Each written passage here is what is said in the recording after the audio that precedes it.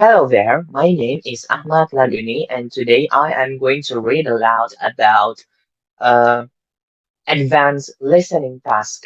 Here we go. Part 1.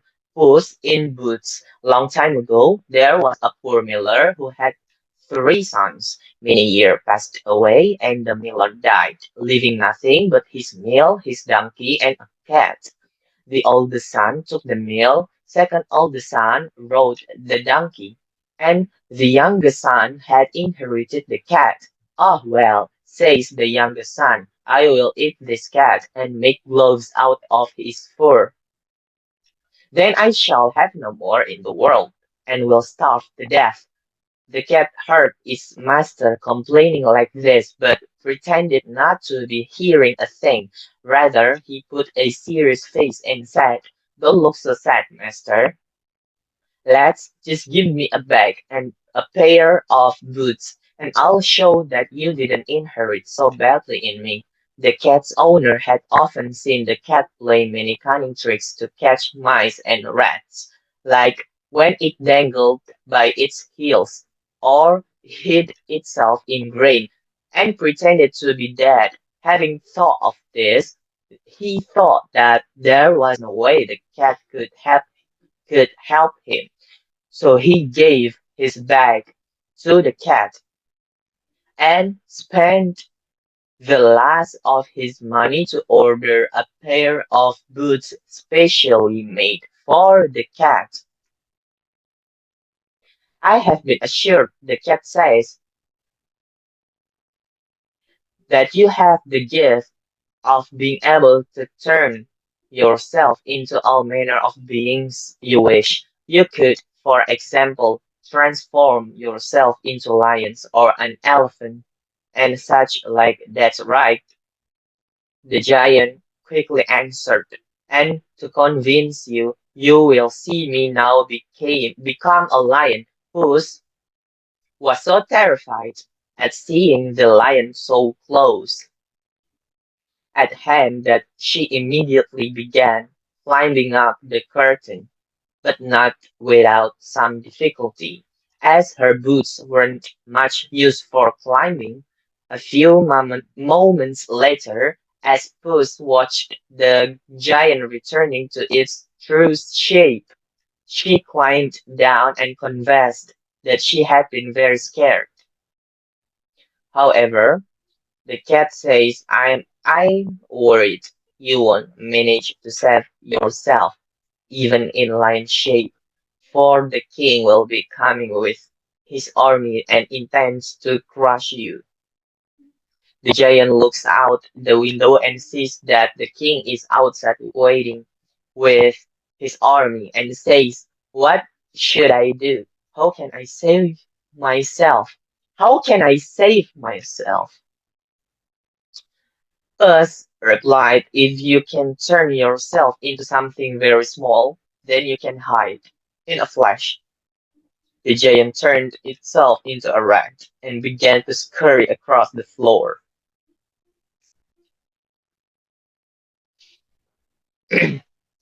Puss soon noticed this but fell upon the rat and ate it. Puss, who heard the sounds of His Majesty's carriage coming over the suspension footbridge, ran outside and told the king, Your Majesty is welcome to the castle of my Lord Marquis of Carabas. What, my Lord Marquis? Cried out the king. Does this castle also belong to you? There's nothing more beautiful than this castle and all the magnificent buildings that surround it. Let us into it, if you please. The Marquis gave his hand to the princess and joined the king, who went ahead. They went into a large hall, where they found a magnificent rum punch, which the giant had prepared for his companions, who that day were to pay him a visit. However, the companions did not dare to enter, for they knew the king was there. His Majesty was greatly struck with the fine quality. of my Lord Marquis of Carabas, as was his daughter, as was his daughter, who had fallen in love with him, and saw the vastness of his estate, saying to him, after having had 5 or 6 drinks, if you will not, my Lord Marquis, be my son-in-law, it'll be your own choice. The Marquis, with several bows, received the honor conferred by His Highness, and soon on that very day married the princess, who became an excellent lord and never chased mice anymore except for pleasure. Part 2. Pigs is Pigs. Mr. Morehouse was a station agent for a railway company working at a small station in a quiet countryside. One day, a shipment arrived at the station addressed to the Tappets, a family living nearby. The shipment contained 2 guinea pigs intended as pets for the Tappets' children. However, the shipping charges were unpaid, which meant Mr. Morehouse had collected the money from the Tappets before releasing the guinea pigs. Mr. Morehouse took the guinea pigs to the Tappets' house and explained the situation to Mrs. Tappet. She was upset, claiming that she had already paid the shipping charge. Mr. Morehouse politely insisted on collecting the payment, but Mrs. Miss Tappet remained adamant. She refused to pay, stating that they had never received a bill. As the argument escalated, Mr. Tappet intervened, taking the side of his wife. He declared that they wouldn't pay the charges and that the guinea pigs should be left at their house until the matter was resolved. Seeing no other option, Mr. Morehouse left the guinea pigs and returned to the station. Days turned into weeks, and the guinea pigs multiplied rapidly. Just as guinea pigs tend to do. The Tappets did not pay the shipping charges, and as a result, Mr. Morehouse found himself responsible for feeding and taking care of an ever increasing number of guinea pigs. The situation quickly got out of control. Desperate for a solution, Mr. Morehouse sought advice from his superintendent. The superintendent, Mr. Skinner, visited the station to assess the situation. He immediately recognized the severity of the problem. Guinea pigs were breeding everywhere, and their population was overwhelming. Mr. Skinner, an astute businessman, saw an opportunity. He proposed charging a fee of 15 cents per guinea pig per day for their care.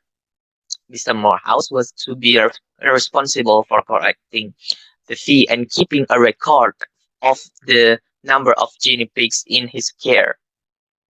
They believed that this would incentivize the Tappets to pay their original shipping charges. Mr. Morehouse returned to the Tappets' house with the new plan. He explained the daily fee and the accumulating charges, emphasizing the urgency of resolving the matter. However, the Tappets were not concerned. They dismissed the charges, claiming that they would rather let the guinea pigs multiply indefinitely than pay. As the day went by, the number of guinea pigs increased exponentially, and the charges kept piling up. The guinea pigs were taking over the station and causing chaos. They were breeding so quickly that even the neighboring farmers were affected, with guinea pigs invading their fields. The situation caught the attention of the media, and newspapers published articles about the guinea pig plague. spreading across the countryside. People from all over came to witness the spectacle, and the station became a popular tourist attraction.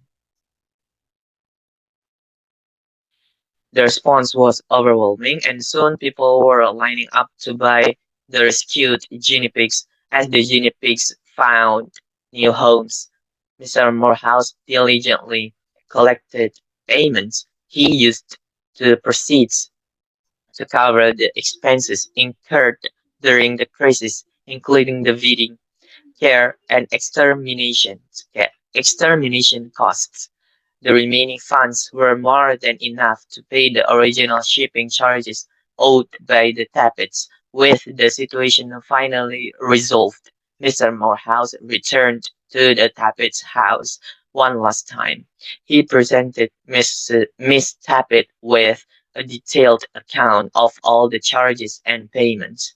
Seeing the evidence before her, Miss Tappet realized the gravity of the situation, accepted responsibility.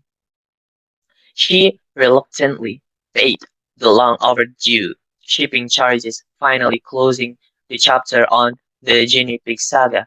The news of the resolution reached the local newspapers, and Mr. Morehouse became known as the man who successfully managed the Guinea Pig crisis. His quick thinking and compassionate approach garnered him praise and recognition from the community. As for Tappets, they were humbled by the whole ordeal and learned a valuable lesson about the consequences of neglecting their responsibilities. They became more conscientious about their dealing and vote never to let such a situation arise again. Part 3, Introvert. If I were to ask you to describe a great leader, I'm willing to bet that a few specific traits would come to mind, like someone charismatic, dynamic, inspiring, confident public speaker. You may also envision a man, but that is a bias we'll keep for other talks.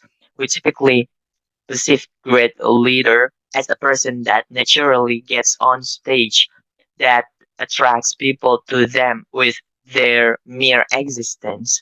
That is, as an extrovert, but history has been charged by people who do not match that description. People such as Rosa Parks, Eleanor Roosevelt, and Gandhi. These individuals would would have described as shy, reserved, and soft-spoken as introverts. Naturally, we are drawn to extroverts. They are typically attractive as well as being persuasive, enjoyable to be around. They wouldn't just sit in a corner reading books somewhere where we might not notice them anyway. An introvert usually prefers to allow an extrovert to be the center of attention. They would rather not be in the center of attention. They'd rather finish the book. If they are a leader, it is not so much because they like being the center of the spotlight. It's because they felt like they had to act. They take the lead is not because they love to give comments, but because the circumstance has placed them in the position to enact the change. If they are a boss, they give space for others' idea to develop because they don't attempt to make their marks. Being an introvert does not sound like a good boss, right? You won't ever have to worry that they will be stealing your idea or talk over you in meetings. If they are a boss, they give space for others' idea to develop because they don't attempt make their marks. Being an introvert does not sound like a good boss, right? You won't ever have to worry that they will be stealing your idea or talk over you in meetings. Some of our greatest creators are also introverts. People such as the author J.K. Rowling, the big philosopher Darwin, and the designer of the first Apple computer, Steve Wozniak. It turns out that coming up with great new ideas is much easier when you are engaging in calm, solitary reflection than when you are leading a cheerleading squad. By no means I'm actually suggesting that there is no anything bad with cheerleading. Extroverts do great. Some of my favorite people are extroverts. Yet how come this world is set up so well for the extroverts and so difficult for the introverts? And why do we always push for our kids to speak up, to joining, to work as a whole team? The future is complex, with many big and complex problems to be solved. Let's ensure that we have our best people in place who are working to resolve those problems in the way that suits them best. And then we have to ensure that we are listening to both our extroverts and introverts and everyone in between on the scale. We are going to be needing all of them. That's pretty much it from me. Thank you.